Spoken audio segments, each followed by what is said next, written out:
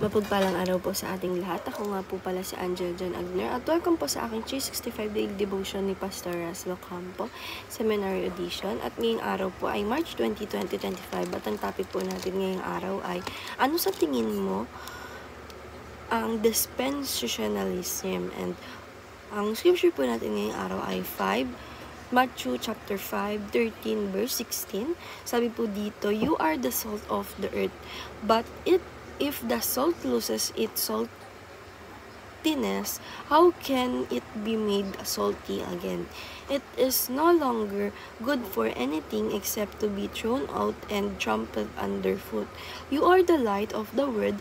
A town built on a hill cannot be hidden, neither do people light a lamp and put it stand, and it gives light to everyone in the house. In the same way, let your light shine before others, that they may see your good deeds and glorify your Father in heaven." Sabi naman po dito na yung dispensationalism is the theological system that began in 19th century with J. and Darby. It teaches a sharp distinction between Israel and the church, a pre-tribulational rapture and literary fulfillment of Old Testament prophecy for national Israel. It also divides biblical history into 7 dispensations: innocent, conscience, human government, promise, law, and grace, millennial kingdom. However, Scripture presents a unified redemptive plan: creation, fall, redemption, and completion, with Christ began restoring this broken world through the Great Commission of His first coming, leading its fulfillment and His second coming. Sabi po dito na sa teaching number 1 natin, the church is salt and light of the dark world. Sabi po dito na tayo pong church, tayo po ang salt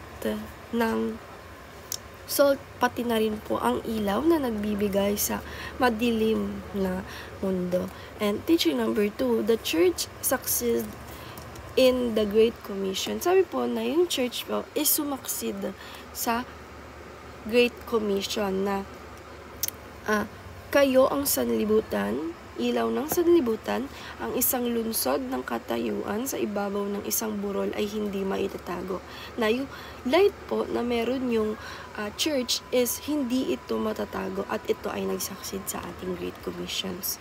And teaching number 3, the church will become successful through the indwelling presence of the Spirit of God in church. Sabi naman po dito na yung church will become naging successful through the presence na nagbibigay sa tayo ng presence sa ating Panginoong Diyos sa Kanyang Espiritu.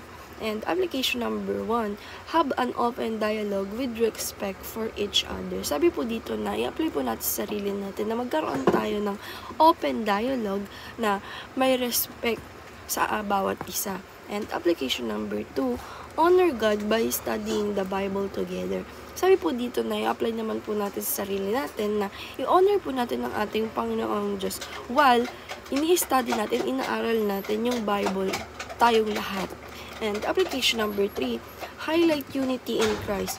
In essential, unity; in non-essential, liberty; in all things, clarity. Sabi naman po dito na i-apply po natin sa sarili natin na highlight natin yung unity, pagkakaisa natin sa ating Panginoong Jesucristo, na ito ay essential. And yung unity na hindi essential, like yung liberty and all things, and charity, na dapat po maging isa tayo para sa ating Panginoong Jesucristo, dahil ito po ay essential na pagkakaisa at meron naman pong hindi essential na